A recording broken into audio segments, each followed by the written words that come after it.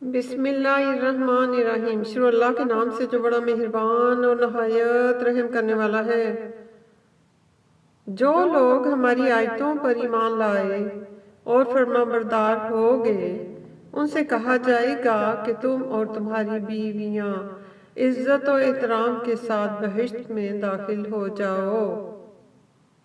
ان پر سونے کی پرچوں اور پیالیوں کا دور چلے گا، اور وہاں جو جی چاہے اور جو آنکھوں کو اچھا لگے موجود ہوگا۔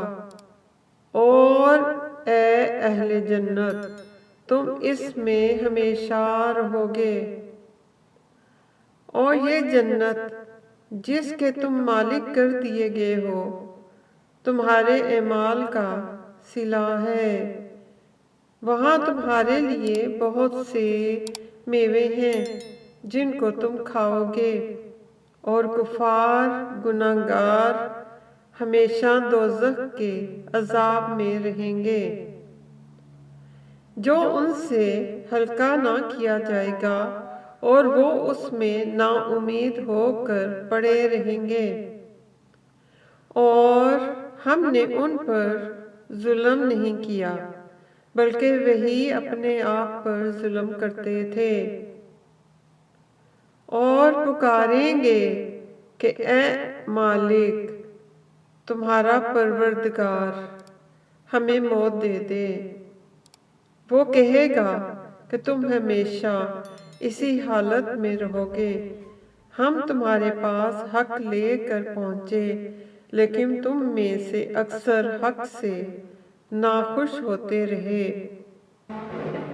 کیا انہوں نے کوئی بات ٹھہرا رکھی ہے تو ہم بھی کچھ ٹھہرانے والے ہیں؟ کیا یہ لوگ یہ خیال کرتے ہیں کہ ہم ان کی پوشیدہ باتوں اور سرگوشیوں کو سنتے نہیں؟ ہاں ہاں، سب سنتے ہیں، اور ہمارے فرشتے ان کے پاس ان کی سب باتیں لکھ لیتے ہیں۔ کہہ دو کہ اگر خدا کی اولاد ہو تو میں سب سے پہلے اس کی عبادت کرنے والا ہوں۔ یہ جو کچھ بیان کرتے ہیں، آسمانوں اور زمین کا مالک اور عرش کا مالک اس سے پاک ہے۔ تو ان کو بک بک کرنے اور کھیلنے دو، یہاں تک کہ جس دن ان سے وعدہ کیا جاتا ہے کہ اس کو دیکھ لیں، اور وہی ایک آسمانوں میں معبود ہے اور وہی زمین میں معبود ہے، اور وہ دانا اور علم والا ہے، اور وہ بہت بابرکت ہے، جس کے لیے آسمانوں اور زمین اور جو کچھ ان دونوں میں ہے سب کی بادشاہت ہے، اور اسی کو قیامت کا علم ہے، اور اسی کی طرف تم لوٹ کر جاؤ گے۔ اور جن کو یہ لوگ خدا کے سوا پکارتے ہیں وہ سفارش کا کچھ اختیار نہیں رکھتے، ہاں جو علم و یقین کے ساتھ حق کی گواہی دیں وہ سفارش کر سکتے ہیں۔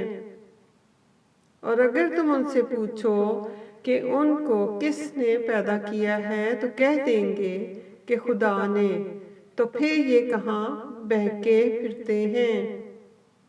اور بسا اوقات پیغمبر علیہ السلام کہا کرتے ہیں کہ اے پروردگار، یہ ایسے لوگ ہیں کہ ایمان نہیں لاتے، تو ان سے منہ پھیر لو اور سلام کہہ دو، ان کو عنقریب انجام معلوم ہو جائے گا۔